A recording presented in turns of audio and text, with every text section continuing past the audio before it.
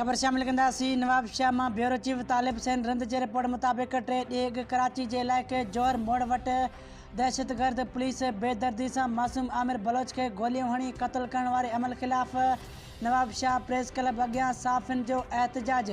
उन मौक़े ते इस्माइल डोमकी, फयाज़ चंद कलेरी, कामरेड अली जान रिंद, मोहम्मद हसन चांडियो, इम्तियाज़ गिरियो, तालिब हुसैन रिंद, वहीद खोसो, शोबान खासकेली ऐं ॿियनि चयो त कराची पुलिस ज़ुल्म जी इंतिहा कई आहे।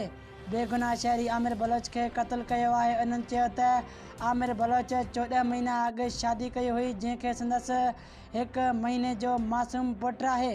पुलिस जो अहिड़ी ज़ुल्म ख़िलाफ़ सॼे सिंध अंदरि एहतजाज कयो वेंदो ऐं कोर्ट सॻोरी खे घुर्जे त उन्हनि दहशतगर्द पुलिसनि खे सरेआम फांसी ॾिनी वञे त जीअं वरी कंहिं माउ जी जिगर पुट खे क़त्ल न करे सघे।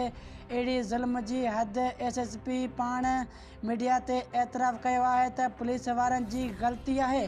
उन्हनि ज़ुल्म पुलिस एहलकारनि खे फांसी ते चाढ़ियो वञे त जीअं हिकु माउ भेण उन जी 1 महीने जी मासूम पुटु हमज़ा ऐं उन घर वारी सां इंसाफ़ थी सघे।